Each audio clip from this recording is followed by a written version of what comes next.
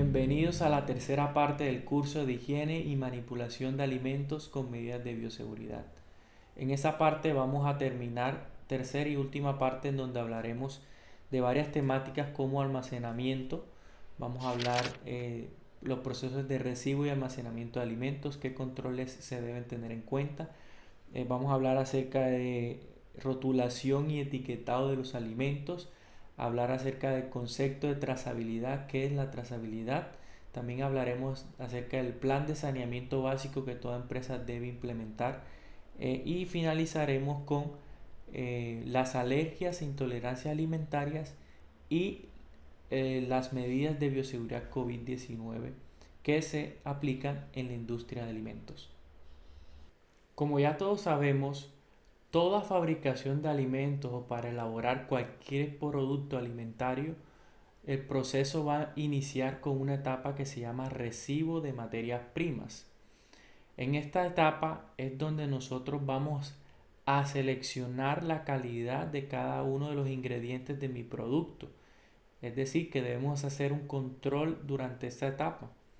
Dentro de los controles más importantes, dependiendo del tipo de materia prima que manejemos en nuestro proceso, pueden ser frutas, pueden ser verduras, pueden ser carnes, ¿sí?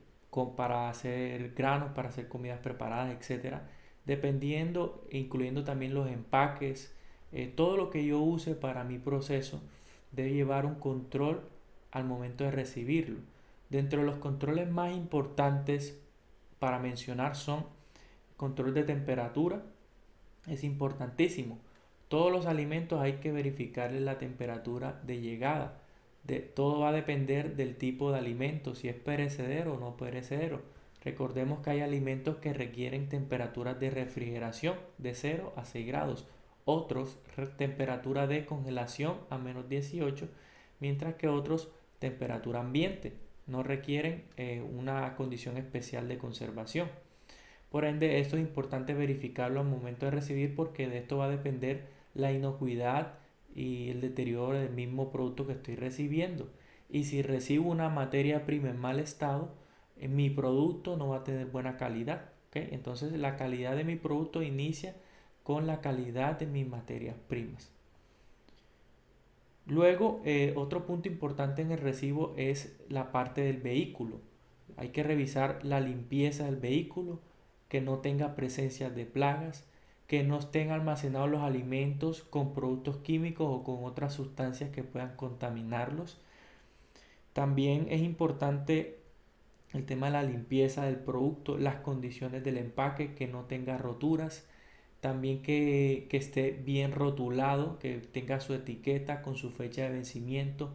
Todas esas condiciones son necesarias que el producto las cumpla para garantizar la calidad de mis alimentos que estoy procesando. Luego de recibir nuestra mercancía, nuestros empaques, nuestra materia prima, pasamos a un proceso de almacenamiento que va a depender nuevamente de las especificaciones de cada producto, si requiere almacenamiento en frío o no. Dentro de las condiciones más importantes a mencionar para tener en cuenta en el almacenamiento, como ustedes pueden ver en las imágenes, les podría decir que la forma de almacenar correcta es separado de pared en una distancia que quepa una persona de lado. Es decir, que una persona pueda entrar entre la pared y la estantería. Es necesario esa distancia en las bodegas. ¿Por qué? Para verificar las condiciones de limpieza de las esquinas del lugar y también la presencia de plagas. Por norma, todo almacenamiento debe mantener una distancia entre pared, aproximadamente de 15 centímetros. También otro requisito indispensable es que todos los alimentos deben estar estivados o en su defecto no deben estar colocados directamente en el suelo. Esto es para evitar suciedad o contaminación o simplemente deterioro por plagas. Esto previene este tipo de situaciones.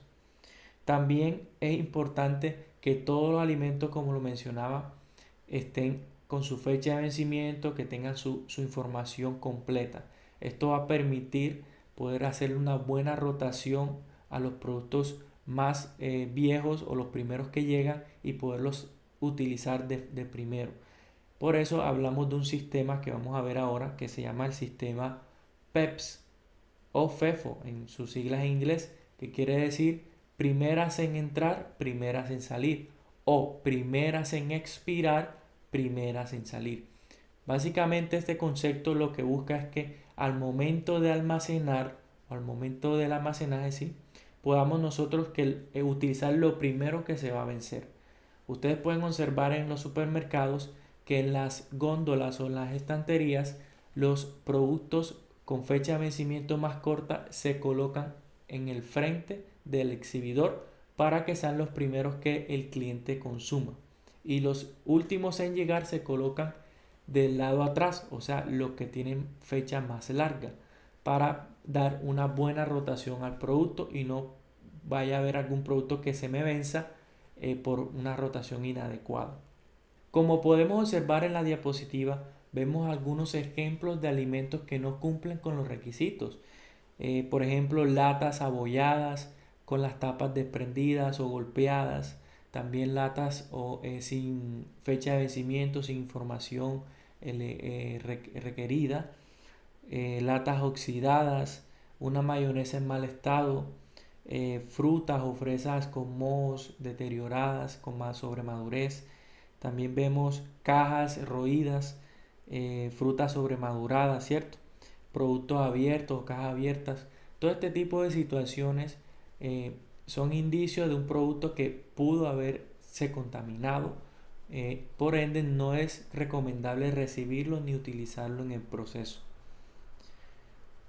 Ahora vamos a mirar un ejercicio de sistema PEPS, donde podrás escoger cuál de las dos imágenes cumple con el sistema PEPS que acabamos de hablar.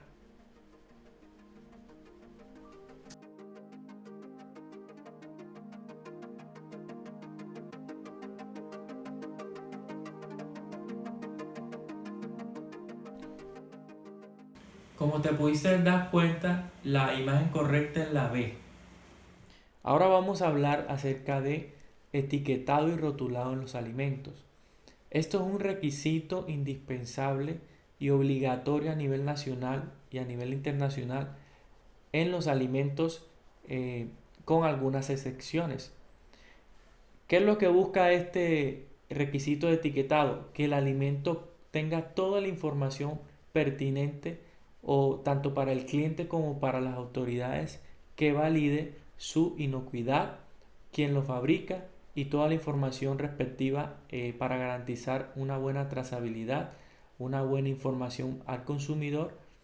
Dentro de las leyendas obligatorias que debe tener una etiqueta, encontramos el nombre del producto. Debe ser claro el nombre, que no confunda ni induzca error al consumidor, ni engañe al consumidor. También debe tener el lote y fecha de vencimiento. Esto tiene una particularidad y es que no se permite que esta información esté en stickers, debe estar directamente en el empaque primario del producto. Esto es un requisito en los alimentos. También debe llevar el nombre del fabricante, la dirección, el teléfono, toda esa información pertinente. También la información nutricional es opcional.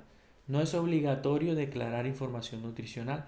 Esto lo hacen las empresas con el fin de mejorar la parte publicitaria o la comunicación con los clientes.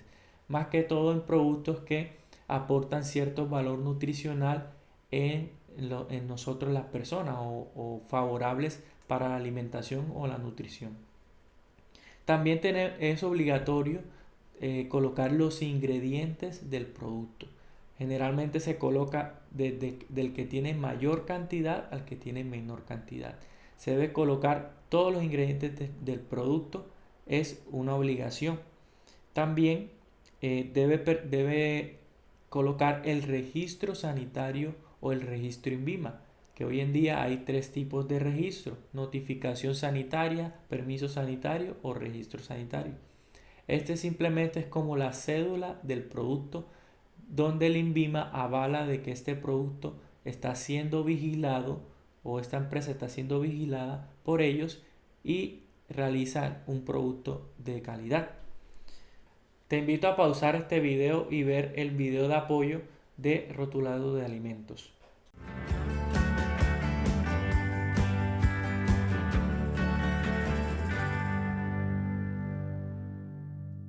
Ahora hablemos a grosso modo de qué es la trazabilidad. A manera general, la trazabilidad es un sinónimo de rastreabilidad. Es una herramienta que se utiliza para rastrear un producto, es decir, conocer qué pasó o cómo se realizó ese producto desde el campo hasta que se consume el alimento. Es decir, cada una de las etapas, como pueden ver en la diapositiva, un alimento generalmente arranca desde los cultivos o desde las materias primas, sean pecuarias o sean agrícolas, luego pasa un transporte, luego pasa un procesamiento en una fábrica de alimentos, luego pasa a otro transporte del producto, luego puede llegar a un supermercado o a un distribuidor, luego otro transporte hacia las tiendas hasta llegar hasta el consumidor final. Todo depende del tipo de actividad o el tipo de alimento que se esté fabricando, pero todos tienen una cadena alimentaria la cual se puede realizar una trazabilidad. Esta herramienta se utiliza o se basa básicamente en la utilización del lote, fecha de vencimiento o codificación del producto. El código del lote del producto es la cédula del producto. Es la forma como yo lo identifico, como la cédula mía, ¿sí? Como la cédula de ustedes. El lote me va a decir una información básica que me va a permitir rastrear el producto en todas las etapas hacia atrás del proceso. Conocer quién transportó el producto, qué fábrica lo hizo, a qué hora o qué día se fabricó, ¿sí? En qué condiciones de procesamiento, la maquinaria, los operarios, qué materias primas se usaron, qué ingredientes. Toda esa información se conoce a través de un código que es el lote. Hoy en día contamos también con la tecnología que nos permite tener códigos de barra y también códigos QR hoy en día. Toda esta codificación o esta tecnología busca lo mismo, una rastreabilidad. Entonces, la trazabilidad es una herramienta importantísima en la seguridad alimentaria. Se usa y se debe usar y es obligación que cada empresa tenga un sistema de trazabilidad. Puede ser manual, llenando registros, o puede ser sistematizado. Ahora vamos a hablar acerca de qué es el plan de saneamiento básico. Es un requisito estipulado en la resolución 2674 del 2013, donde exige que toda empresa de alimentos debe tener mínimo este plan de saneamiento, que incluye 4 programas: programa de limpieza y desinfección, programa de control integrado de plagas, programa de manejo de residuos sólidos y líquidos y programa de abastecimiento de agua potable. Estos 4 factores es lo básico que una empresa debe tener para mínimamente garantizar la higiene durante la elaboración del alimento. Si no hay una buena limpieza y desinfección, mi alimento tiene alto riesgo de contaminación. Igualmente, si hay presencia de plagas, son puntos críticos que se deben cumplir previo a la elaboración de alimentos. Igual si no tenemos un agua apta, el agua está contaminada y el alimento se me contamina. Igualmente los residuos son focos de contaminación que hay que darle un buen manejo. Entonces, si tenemos controlado un buen plan de saneamiento, podemos mínimamente garantizar un proceso inocuo. Profundizando un poco, iniciamos con la limpieza y desinfección. Habíamos hablado en la parte número 1 del curso un poco acerca de la diferencia de limpieza y desinfección. Habíamos dicho que la limpieza es la eliminación de suciedad visible, mientras que la desinfección es la eliminación de microorganismos patógenos que no se ven en las superficies. Entonces, para cada actividad, ambas deben hacerse en ese mismo orden. Primero la limpieza y después la desinfección. Para cada una de las dos actividades hay una serie de productos químicos que se utilizan en la industria para realizar estas actividades. Para el caso de la limpieza hablamos de detergentes, de jabones, desengrasantes, desincrustantes, para quitar óxido, para quitar residuos de grasa, para quitar suciedad, mugre, etcétera. Todas esas partículas de suciedad se eliminan a través de estos tipos de sustancias.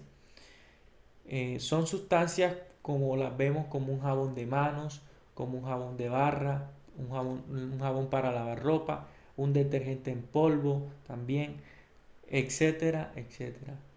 Entonces, estos productos buscan es eliminar la suciedad visible. No me van a eliminar microorganismos patógenos, no lo garantiza.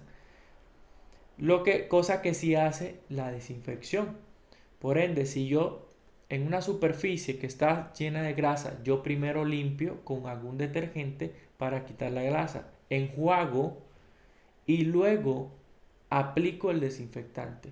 Hoy en día existen muchos tipos de desinfectantes o muchos tipos de principios activos para desinfección, dentro de los cuales tenemos, como ven en la diapositiva, el primero, que es el hipoclorito de sodio. Es el más común, uno de los más económicos, pero a la vez el hipoclorito es una sustancia bastante corrosiva, bastante perjudicial para la salud y hay que darle un buen manejo. Tiene muchas desventajas a nivel locativo porque mancha los pisos, deteriora las superficies.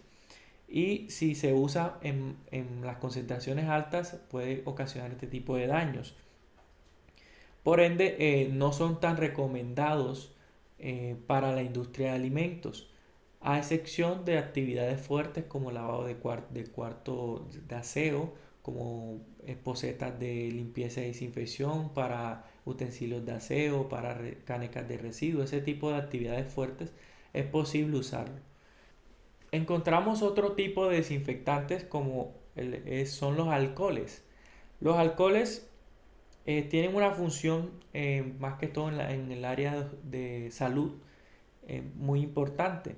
Hoy en día con lo de la pandemia su uso se ha intensificado. Sin embargo, en este punto es importante aclarar cómo funcionan los alcoholes para la desinfección. La concentración mínima que debe tener un alcohol es al 70%, entre 70 y el 80%.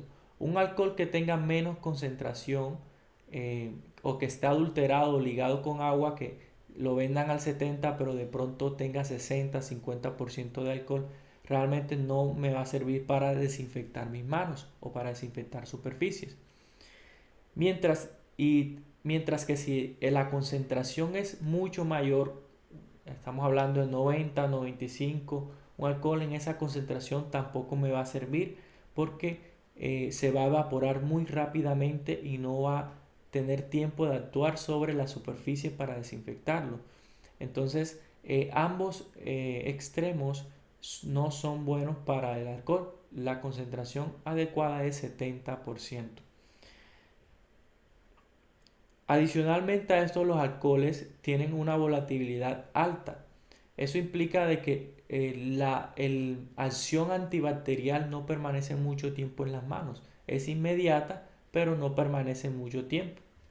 A diferencia de otros desinfectantes que vamos a ver a continuación, como el amonio cuaternario. El amonio cuaternario ha sufrido 5 versiones. Actualmente estamos en la quinta generación. El amonio cuaternario es una sustancia compuesta donde la concentración ideal para desinfección es de 200 partes por millón. Esa es la concentración que se usa. Tiene muchas ventajas. Se usa mucho para hacer aspersión ambiente, desinfección de superficies, utensilios, etc. Y es muy favorable para la salud. No es tóxico, no es dañino con la superficie, no mancha, no deteriora la superficie. Por esto es muy usado en la industria de alimentos.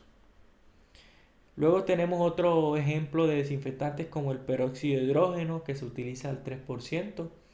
También tenemos los ácidos peracéticos, que esto es como un ácido acético, como el vinagre, ¿cierto? Pero este es muy parecido. Este es peracético, otra fórmula química, pero es muy parecido. Ambos funcionan como ácidos orgánicos. Tenemos a los fenoles, y al glutaraldehído. Son otras sustancias más que no son utilizadas, no son muy comunes, pero también son utilizadas en la industria, en algunos tipos de industria. Como podemos observar en las imágenes, encontramos algunos ejemplos eh, muy caseros. El cloro es una sustancia de desinfección que utilizamos eh, a nivel de hogar. Igualmente el limón aplica el mismo principio de acidez. Recuerden que el pH es un factor para eliminar microorganismos, al igual que el vinagre. Entonces, todas estas sustancias químicas, como lo habíamos visto en la primera parte del curso, se utilizan el factor pH para eliminar los microorganismos. En cuanto al control integrado de plagas, hablamos de cualquier animal indeseado en las áreas. Estos animales los llamamos vectores porque son los que transmiten las enfermedades, ¿sí? Dentro de las plagas más comunes podemos encontrar las cucarachas, los ratones, las hormigas, los murciélagos, palomas, las moscas, los insectos voladores, pero también incluimos fauna silvestre, culebras, eh, hablamos también del tema de los gatos, los perros. No se permiten la presencia de ningún animal en las áreas de elaboración de alimentos. Es importante anotar que el control integrado de plagas no solo es control químico o fumigaciones. Es importante que la palabra integrado quiere decir que también incluyen unas medidas preventivas, como lo podemos ver, que son la limpieza, la desinfección, el orden en las áreas, el aseo, el tema de evitar anidamientos o focos de contaminación, la recolección adecuada de las basuras.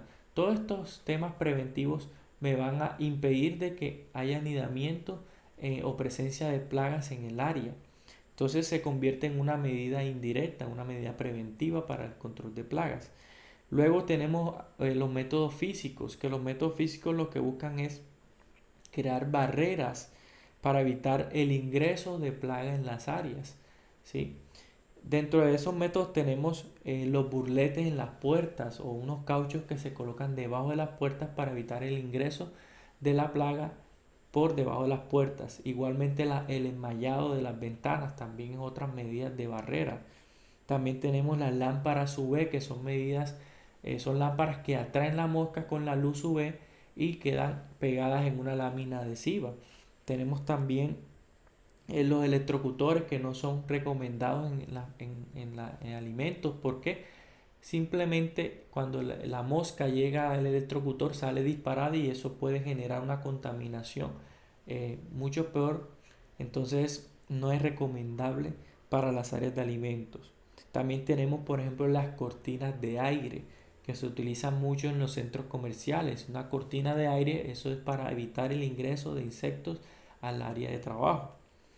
Y por último, están las medidas químicas, ¿sí? Controles químicos, que es simplemente el uso de plaguicidas. Hay un plaguicida para cada tipo de plagas, valga la redundancia.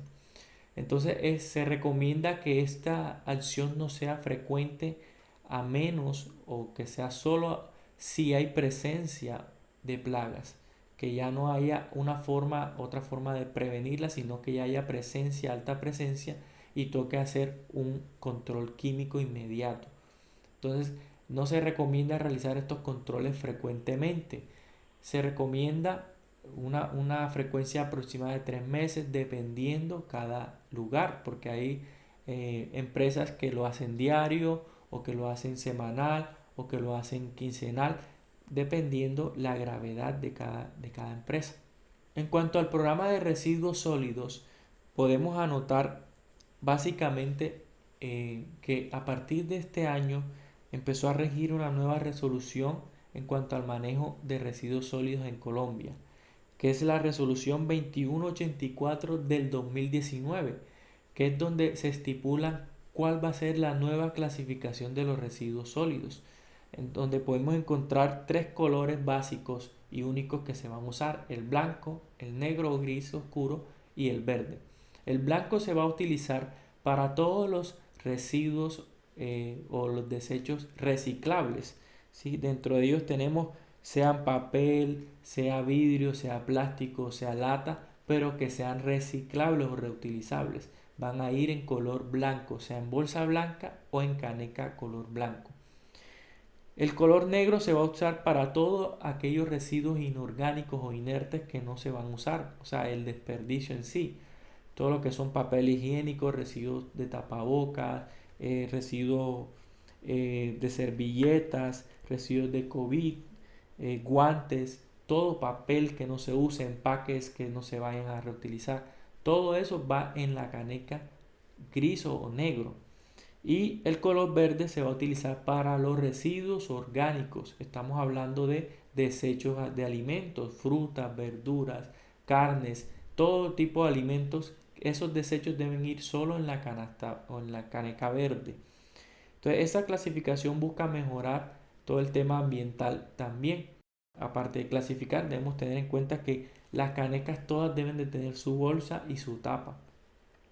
También debemos tener en cuenta una recolección frecuente para evitar acumulación de residuos en las áreas. Recuerden que estos son focos de contaminación. Y por último hablamos de el abastecimiento de agua potable en mi establecimiento.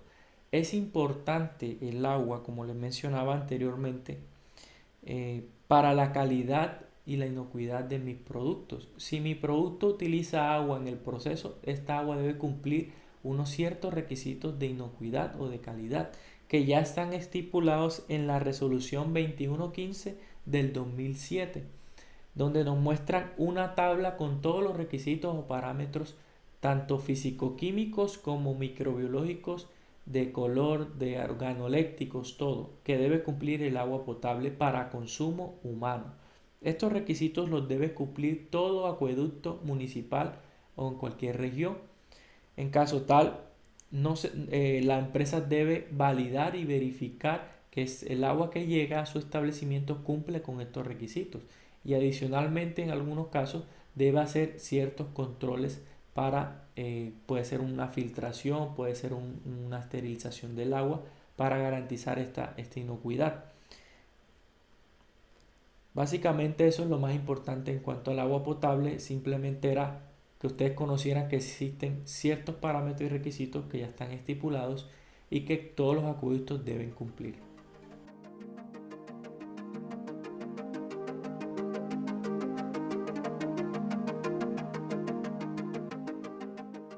Para esta última parte vamos a dar dos temáticas que son las alergias e intolerancias alimentarias y hablar un poco de las medidas COVID-19 que podemos usar en la industria de alimentos.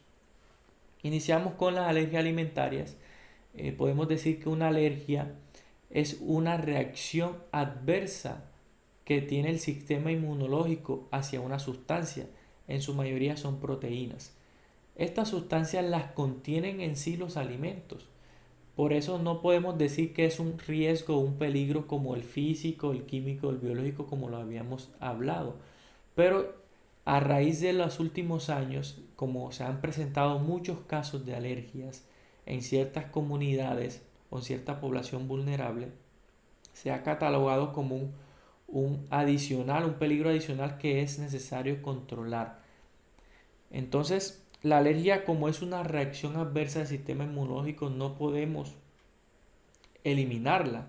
Simplemente hace parte de una población, va a depender de la población a la cual es alérgica a ciertas sustancias. No depende del alimento y no depende de mi proceso o de mi manipulación como tal, porque es el mismo alimento el que causa esta alergia. Y en cuanto a las intolerancias, podemos decir que es un problema enzimático o digestivo que de alguna forma algunas personas no pueden asimilar ciertos alimentos.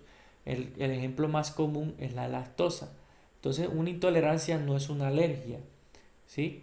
Entonces, esa diferencia es importante. Mientras que la alergia es un problema inmunológico, la intolerancia es un problema digestivo. Dentro de las consecuencias a la salud, podemos mencionar en cuanto a las alergias síntomas gastrointestinales, que son los primeros que se dan. Estos pueden confundirse fácilmente con un peligro biológico, como lo vimos al principio. que es porque los síntomas son muy parecidos, dolor abdominal, diarrea, náuseas.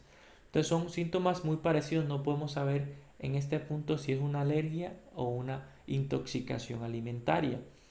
Entonces, pero la alergia también tiene otros síntomas a nivel cutáneo, que estamos hablando de inflamación de labios, boca, lengua, cara, en la parte de la piel también, enrojecimiento, picazón, etcétera. Entonces, estos síntomas ya yo puedo identificar que es una alergia y no es una intoxicación.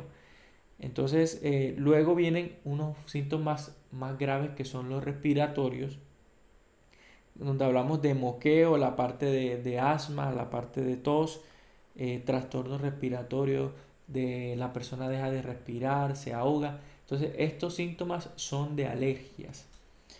Y sistémicos, que es cuando ya la persona colapsa completamente y a eso se le llama un choque anafiláctico. ¿Sí? La persona puede morir en pocos minutos si no se trata inmediatamente. Antes de mencionar los controles que se realizan en una empresa en cuanto a los alérgenos, vamos a mencionar una lista de sustancias o de alimentos que son catalogados alergenos a nivel internacional y a nivel nacional están resueltos en la resolución 5109 del 2005, donde listan 8 grupos de alergenos en los que tenemos los cereales que contienen gluten, el primer grupo. Ahí tenemos el trigo, el centeno, la avena, la cebada, la espelta, etc. El segundo grupo hablamos de crustáceos y sus productos, lo que son camarones, mariscos, ostras, etc. El tercer grupo, los huevos y sus subproductos. Hay personas que son alérgicas al huevo, ¿sí? Alérgicas a los camarones, alérgicas al gluten o a los cereales. También tenemos el cuarto grupo que son los pescados o productos pesqueros, cualquier tipo de pescado. También tenemos el maní, la soya y sus productos, la leche y productos lácteos. Aquí incluimos la lactosa como una intolerancia, no como una alergia. También tenemos el séptimo grupo que son las nueces de árboles o las almendras, los frutos secos como tal en general, son alergenos. Y por último los sulfitos en concentraciones de 10 miligramos por kilogramo o más.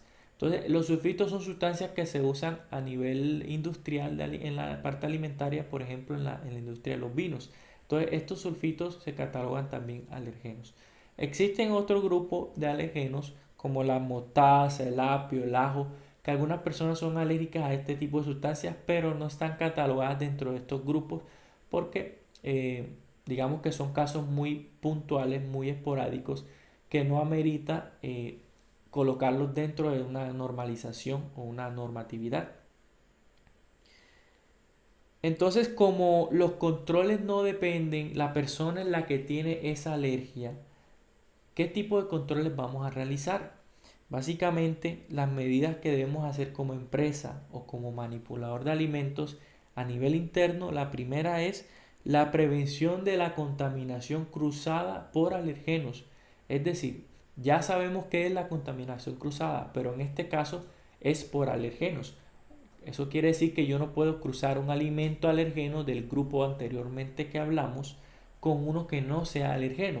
Un ejemplo, podríamos hablar de un pescado con una carne de pollo o de cerdo o de res. No puedo mezclarlo, no puede haber contaminación cruzada. Recuerden que la contaminación cruzada se presenta en el almacenamiento de forma directa o de forma indirecta utilizando tablas, cuchillos, utensilios que no estén lavados adecuadamente. Entonces yo puedo contaminar una carne de res con trazas de pescado. Entonces una persona que sea alérgica al pescado puede consumir una carne con trazas y puede tener una reacción alérgica si no se mantiene esa prevención en la contaminación cruzada en el restaurante o en mi planta de alimentos. Dentro de esos controles tenemos identificar las sustancias y alimentos alergenos. O sea, debemos hacer eso como un ejercicio en mis materias primas, en los ingredientes. ¿Qué ingredientes son alergenos? ¿Qué productos contienen alergenos? Para tener claridad en ese tema. Separar todos los alimentos alergenos de los que no son. Eso debemos hacer tanto en el almacenamiento como durante la elaboración. También los utensilios que usamos para los alérgenos deberían ser diferentes. Igualmente, si no podemos hacer este tipo de separaciones, la limpieza es un factor importante. La limpieza de las superficies deben estar limpias de cualquier resto o residuo de alérgeno. Y la segunda medida es la declaración de estos alergenos en el producto. ¿Sí? Estamos hablando tanto en una fábrica, un producto fabricado, como en un plato o en una comida. ¿Cómo lo hacemos en una planta? Bueno, dentro de un producto empacado, ustedes pueden observar en la etiqueta, que es un requisito, cómo en los ingredientes deben estar subrayados en negrilla los alergenos. O en su defecto debe decir en la etiqueta del producto, debe decir contiene leche o contiene gluten o contiene trazas de avena o cualquier alergeno, debe decirlo. Si existe la posibilidad de alguna contaminación cruzada, también debería declarar la empresa esa posibilidad dentro de su etiqueta del producto. Y en el caso de un restaurante, lo declaramos en los menús o en las cartas. Debemos colocar los ingredientes de cada plato lo más posible si tienen este tipo de alergenos, y también siempre que el consumidor, o educar al consumidor a que siempre informe si es alérgico a algún tipo de sustancia para evitar este tipo de afecciones a la salud. Ahora los invito a hacer el siguiente ejercicio, a ver las siguientes imágenes y me digan qué imágenes o qué alimentos son alergenos de los que se están presentando.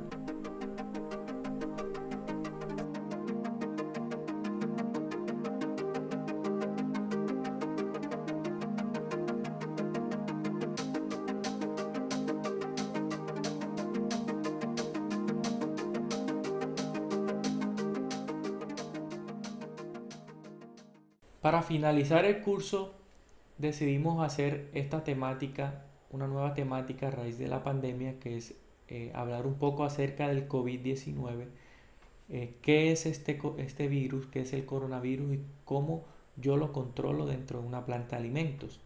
Empezamos primero definiendo qué es el COVID-19 o qué es el coronavirus. El coronavirus, inicio aclarando que no es una bacteria, es un microorganismo, como lo hemos venido hablando durante el curso. Es un microorganismo el cual es un virus, en este caso es de material genético de ARN, ¿sí? Con envoltura. Es importante esta caracterización, más adelante vamos a ver por qué. Entonces aclaramos que el virus no es una bacteria ni un parásito, es un virus, ¿cierto? El coronavirus. Como a medida de antecedente podemos decir que ya han existido otros coronavirus anteriormente. Hasta ahora existen 69 especies descubiertas de coronavirus, de hecho. Solo se han conocido que pueden infectar a seres humanos cuatro especies de coronavirus y dos causan graves enfermedades. Dentro de esas dos que se habían descubierto anteriormente, aparte de esta nueva, tenemos el SARS-CoV que se dio, es decir, que su sigla es Síndrome Respiratorio Agudo Severo.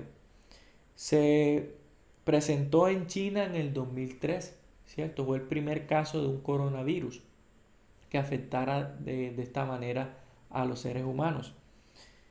Hubo 8.000 casos aproximadamente con un 10% de letalidad, es decir, que en ese tiempo tuvo más letalidad que el coronavirus actualmente. Que estamos hablando que actualmente el coronavirus tiene una letalidad del 2% aproximadamente, mientras que este tuvo del 10%. No alcanzó a propagarse, no era fácil de propagarse y solo se presentó en China. Luego hubo otro coronavirus en el 2012 que se llamó el MERS-CoV, que es Síndrome Respiratorio del Medio Oriente en inglés. Este tuvo una mortalidad del 35%, era mucho más mortal, ¿sí? Se presentó en Arabia Saudita y hubo 2.400 casos. Luego se presentó, quería mencionarlo, un virus desnudo del ébola, ¿cierto? Es un virus desnudo. en el 2014-2016. Simplemente para mencionarlo, tuvo una mortalidad de 90%, 70 al 90, era bastante letal, no alcanzó a propagarse como el coronavirus. Lo que quiero dar a entender es que ya se han presentado anteriormente este tipo de coronavirus y han ido mutando porque eso hace parte, digamos que de la mismo proceso evolutivo. Como ya todos sabemos, el coronavirus actual provino de Wuhan, China, ¿cierto? Se supone, o los científicos han supuesto con los estudios genéticos que se le han hecho al virus, de que proviene tiene ciertos rastros genéticos de murciélagos y pangolines, que el pangolín es como un armadillo parecido. Son dos animales que se consumen altamente en estas culturas, tanto en la India como en China. En China principalmente, recuerden que en China tenemos una cultura de consumo de animales silvestres, de todo tipo de animales, y la parte sanitaria es muy deficiente en este país. Por ende, es muy fácil que este tipo de mutaciones o de infecciones o de contagios puedan ocurrir. No es algo descabellado, es muy fácil de suceder, es muy fácil que suceda este tipo de cosas. Aún no se sabe, eso todavía no se ha dado claridad con el tema, pero sí es la probabilidad más alta que hay. Ahora vamos a mirar un poco acerca de la resistencia, una tabla de resistencia microbiana que se estipuló. ¿Cuál es el objetivo de esta información? Es simplemente que ustedes entiendan de que como el virus es un virus envuelto, su característica es que es muy volátil y muy débil, es fácilmente eliminable. Es decir, que como ustedes pueden ver en la tabla, ustedes van a encontrar los microorganismos más resistentes al menos resistentes. Al final de la tabla encontramos los virus envueltos. Entonces el coronavirus es un virus envuelto, fácilmente eliminable, muy sensible al calor, muy sensible a los desinfectantes. Simplemente con los protocolos que siempre se han tenido a nivel sanitario de limpieza y desinfección, es suficiente para eliminarlos del ambiente, de la superficie. Este virus es eliminado fácilmente con las medidas que ya se deberían estar tomando a nivel sanitario con las normas en alimentos, lo que son el lavado de manos, ¿cierto? Para la limpieza y desinfección frecuente con los procedimientos adecuados, etcétera. Entonces, adicionalmente, ¿cuál es la diferencia? Que en este caso, por ser una pandemia, los controles son más estrictos, hay que fortalecerlos más.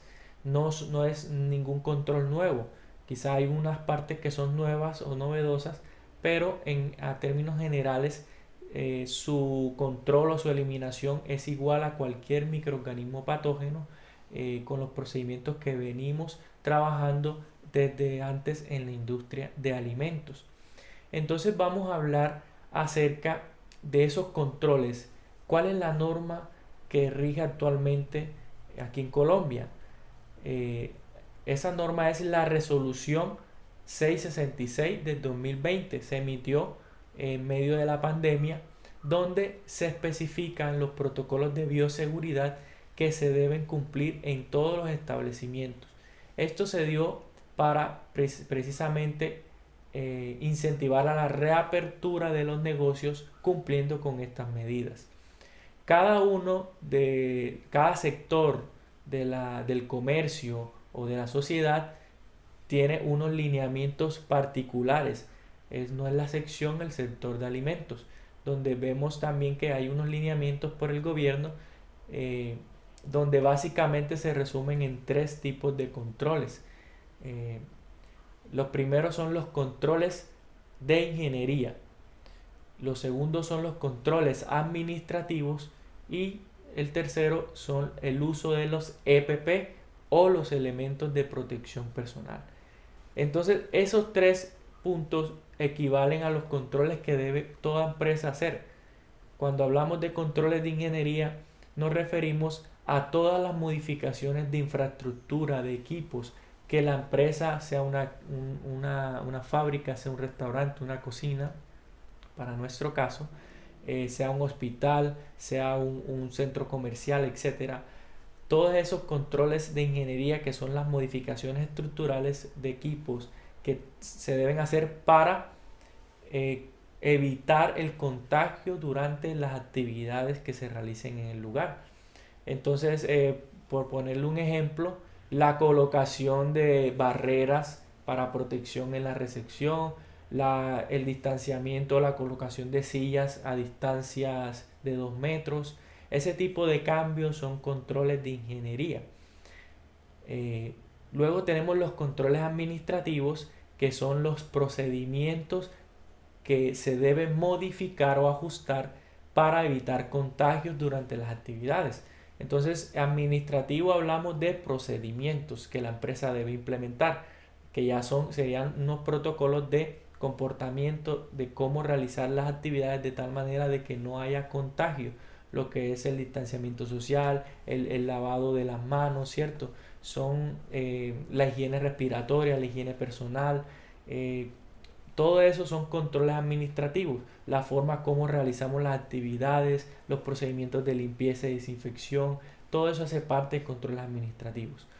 Y finalmente, que es el último control, que son el uso de los EPP, que ya son el uso de mascarillas, el uso de caretas o de gafas, monogafas, el uso de mascarillas N95, dependiendo si es un hospital, etcétera, etcétera.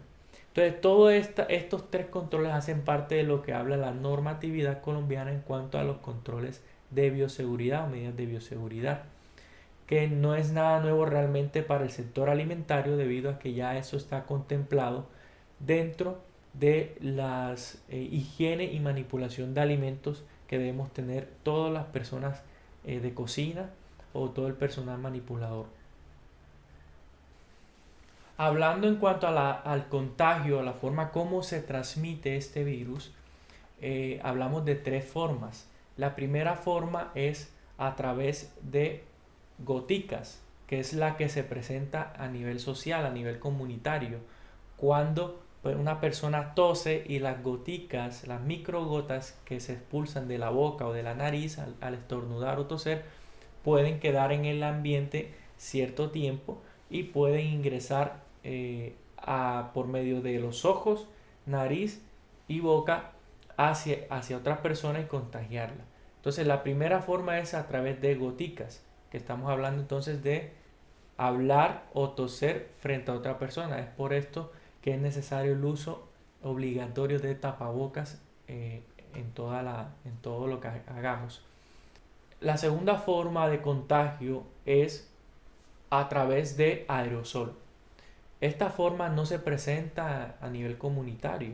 Esta forma la podemos ver especialmente en las clínicas y hospitales, en procedimientos que usen aerosoles, por ejemplo, los tubos de oxígeno, la intubación, todos esos procedimientos que generan aerosoles requieren el uso de una mascarilla especial que es la N95. Esta especialmente para este tipo de actividad, debido a que tiene el filtro diminuto, de tal manera de que el virus no puede ingresar por el tapaboca o por este filtro de la N95, y es seguro durante estos procedimientos. Por ende, esta mascarilla no es necesario usarla a nivel comunitario ni en las calles, debido a que en las calles no hay aerosoles, lo que hay son goticas, que es la forma como se puede presentar el contagio. Y por último, la tercera forma, que también es una manera, es a través de fomites o a través del contacto, de tal manera de que yo toco una superficie contaminada y luego mis manos que están contaminadas las llevo a los ojos, a la nariz o a la boca, y de esta manera el virus ingresa a nuestro organismo. En resumen, todas las medidas de seguridad, en resumen, son las siguientes, que ya ustedes las conocen, todas las conocemos. Distanciamiento social, evitar aglomeraciones, uso de tapabocas, lavado frecuente de las manos, no llevárselas a los ojos, ni frotárselas, ni tocar los ojos, la nariz ni la boca. Siempre lavarse las manos, que esto es indispensable. Y por último, la limpieza y desinfección de las superficies, principalmente con las que tenemos contacto durante las actividades, lo que son mesones, computador, celular, teclados, todo eso toca desinfectarlo con una mayor rigurosidad. Me gustaría invitarte por último a que veas un video en donde vas a entender un poco cómo se contagia o cómo es la forma de contagio de este virus, cómo se transmite. No siendo más, te agradezco por finalizar el curso, felicidades. Te invito a que realices el examen y que nos contactes si tienes dudas, si tienes inquietudes o si deseas alguna asesoría específica en tu negocio o tu lugar de trabajo. Estamos dispuestos a ayudarte en tu proceso de implementación de medidas de bioseguridad o buenas prácticas de manufactura. Recuerda suscribirte a nuestro canal, darle like y compartir con alguien que necesite este curso, actualizar este curso, el cual es obligatorio anualmente. No siendo más, muchas gracias y Dios les bendiga.